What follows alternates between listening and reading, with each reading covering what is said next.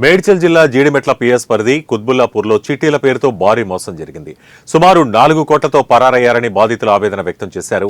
కుత్బుల్లాపూర్ వెంకటేశ్వర నగర్లో నివాసముండే భార్యాభర్తలు నాగమణి, నాగమణయ్య చిట్టీల పేరుతో మోసం చేశారని బాధిత మహిళలు నాగమణి ఇంటి ముందు ఆందోళన చేపట్టారు.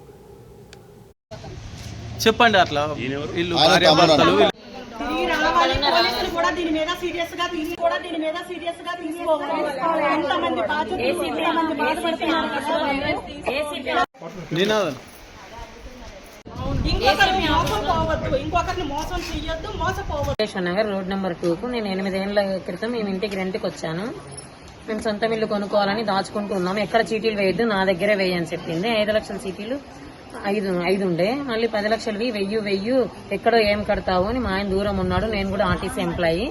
ఇద్దరం కలిసి మొత్తం డబ్బులన్నీ 10 లక్షలు 1000 అని చెప్పి నన్ను బలవంతం చేసి 3 చీటీలు వేయించింది. 2 వేయించింది. మళ్ళీ ఇంకొకరు ఎవరో కట్టలేదబ్బా 3 చీటీలు, ఫ్రెండ్ లాగే ఉండేది. అట్లా నేను నమ్మిన 10 లక్షలు 3 వేశాను. ఇంకా ఒకటే ఇంట్లో ఉన్నట్లే కింద పైన ఇద్దరం అట్లా హెల్ప్ గా ఉంటుండే ఫ్రెండ్ లాగానే. అట్లనే నేను నమ్మాను. నా మీద 3 లోన్లు పెట్టింది సినిమాకని.